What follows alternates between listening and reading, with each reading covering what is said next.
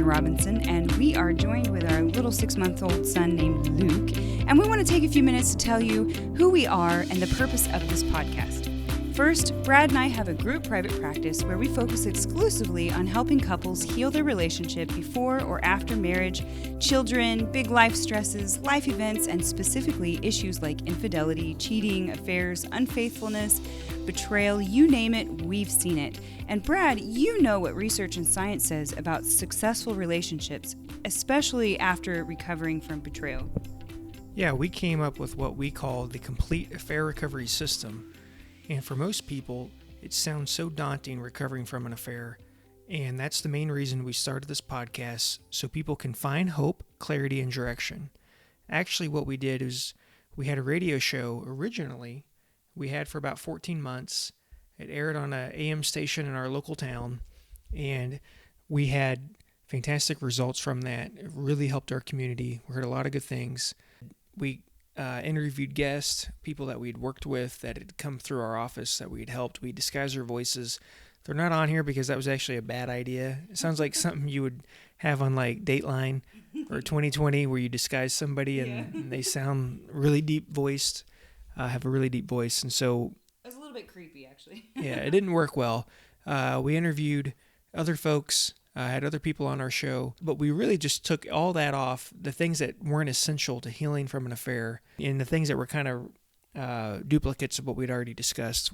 So we trimmed all the fat off, all the excess, and now it went from like 26 hours to 13 hours. And so you're just getting the best of the best.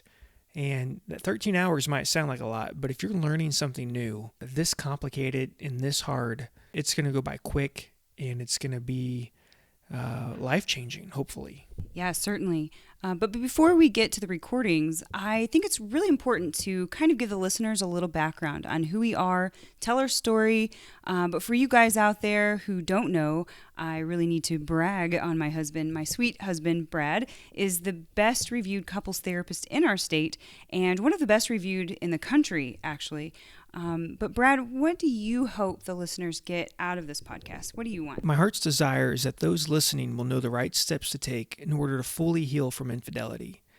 I believe almost all situations can heal with the right guidance, including those situations where one partner has fallen in love with the affair partner, or someone has an affair as a way to leave their marriage, which is so common. I've seen too much to not be optimistic. My optimism is based on experience with couples in those kinds of drastic situations where they've been able to turn their relationship around. Another thing I hope our listeners get is no matter how bad the situation is, there's hope that greater good can come out of such suffering.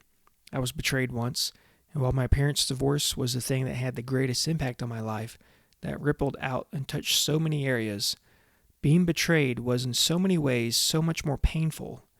I gained close to 30 pounds in about 10 months. At the time, I didn't understand what I was feeling, but I felt humiliated, stupid, and deeply hurt. At the same time, I deeply cared for the person who betrayed me. I was riding a roller coaster of emotion. I was deeply depressed. Oh, yeah, and I certainly understand those feelings. I too have experienced betrayal, the pain of divorce, and the devastation that open marriage brings to a family. So I completely understand the feelings of loss, embarrassment, and shame. And my role in the practice has been largely to create the content and the programs that we provide throughout the healing process. So in addition to co-writing the Complete Affair Recovery System with Brad and helping Brad to formulate the content, I also have made worksheets, journals, podcasts, members-only sites, and recordings like this one, and have made it available on our site, healingbrokentrust.com, to help you through the process. So if you're listening to this and you've been betrayed by someone you care greatly about, know that you're not alone. If you've hurt someone you love, we've been there, and we know in many ways just how miserable it can be. And as you listen, feel free to take notes. If you want to reach out to us or get our show notes, feel free to go to healingbrokentrust.com.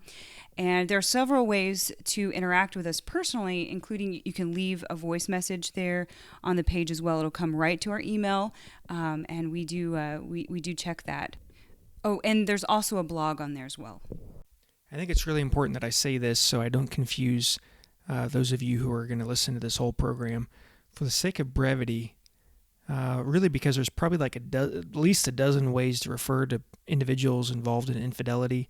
I just tried to make it the simplest way possible. So I refer to our examples as injured spouse or as the betrayer or the betrayers, because it seemed to be the simplest way to describe those affected by infidelity. In hindsight, I could probably use better words like injured party or injured or unfaithful.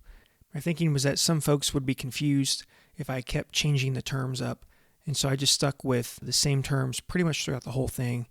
I didn't want somebody to think I was talking about the affair partner when I was really discussing the injured spouse. So those terms are meant to be applicable to dating couples as well as engaged couples as well. So we're not trying to be biased in the sense of just only married couples. It's also dating or engaged couples as well that can use this program. We didn't hold anything back on how to heal. We go into great detail discussing every secret. Some are easier to apply than others, and that's where you might need some help.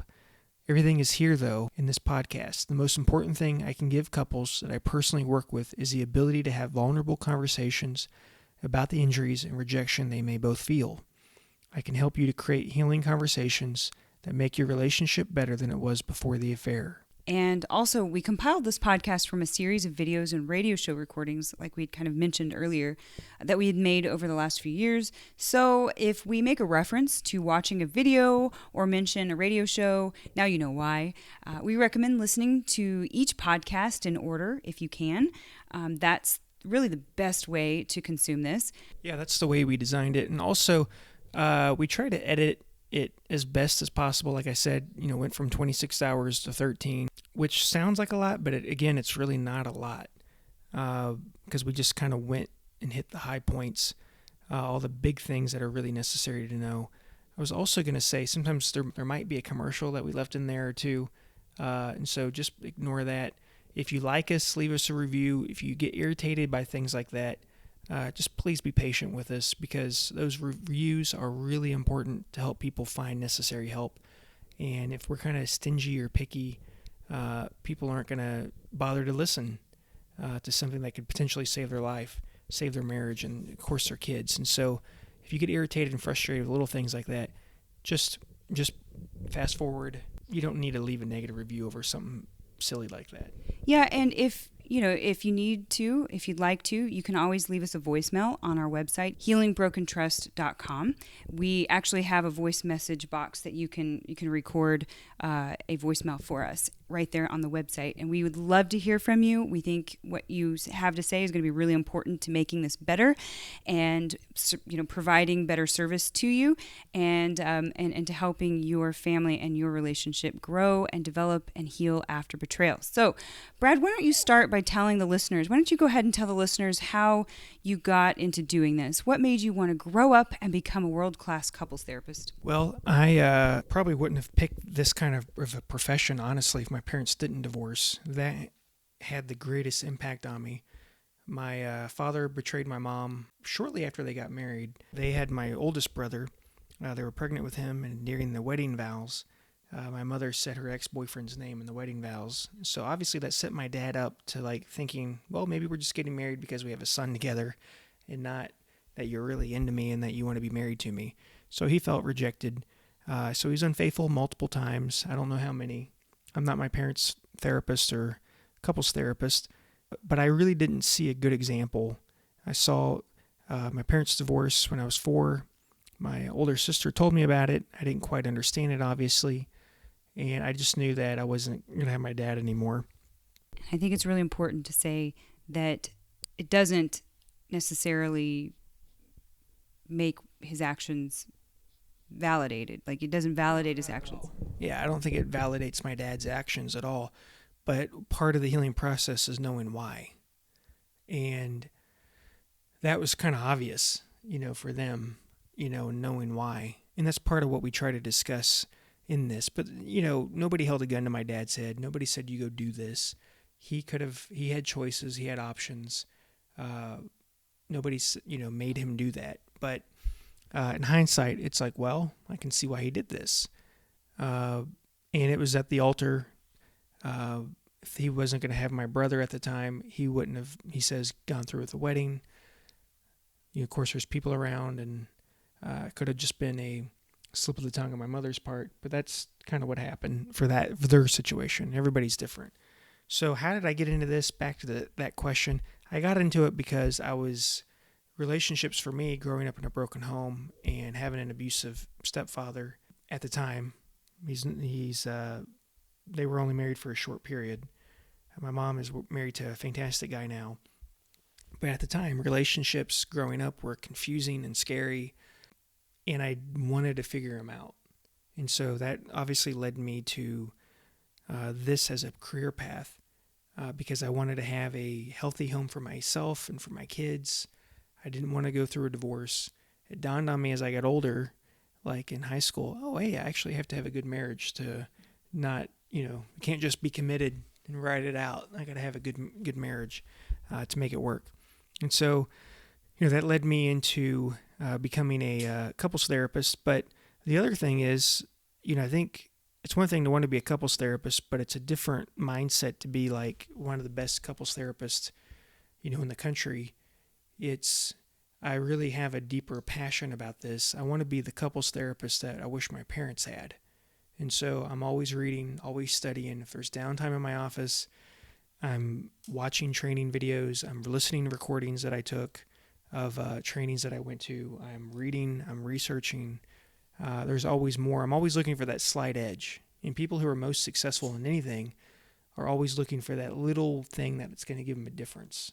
That small thing that's going to give them, kind of a breakthrough or new ideas. And that's what happened. That's why I've gotten really good at infidelity recovery. The first couple I had with an affair, I was terrible at it. And the guy who got betrayed, let me know, which was a great gift because I don't like feeling incompetent. So he lets me know, hey, look, dude, you're falling short of this. He didn't say it like that, but he was still pretty gruff. And I think I go into this more in our program. But that really caused me to kind of look and focus more. And that was probably again, in hindsight, really a profound period for me because, again, I want to be the best at what I do. And that had a big impact on me, seeing where I was falling short and also learning from other therapists what they do and don't do. And I've had a chance to work with some of the best therapists in the country as well. And learn from them what works, what doesn't work, and really how to get people through this process pretty quickly, actually. It doesn't have to take a year to heal from infidelity. It doesn't even have to take like 6 months to heal from infidelity. Some situations do, though, but not every situation. And so I've found a lot of things that can help people work through infidelity in really maybe even 12 to 13 sessions. And so that's pretty cool. Yeah, absolutely. Absolutely. We want you to be strengthened and grow in resilience and know that you can really get through what you're facing. We made these recordings so that this whole thing doesn't have to stay a mystery, and we want you to be strengthened and to grow in resilience and know that what you're really facing, we can help you through the healing process. I think that's about everything that we wanted to say in this intro episode of Healing Broken Trust. I really hope you like this a lot because we both put a lot of blood, sweat, and tears into this over several years. It probably took about a year to write the radio show before we recorded it. It took a year to actually record the radio show. And so here it is in its final form for you to listen to. So thank you very much. We hope that you enjoy it and let us know what you think. Leave us a review if you like it. If you want to ask any questions or check out more of our content, you can go to healingbrokentrust.com.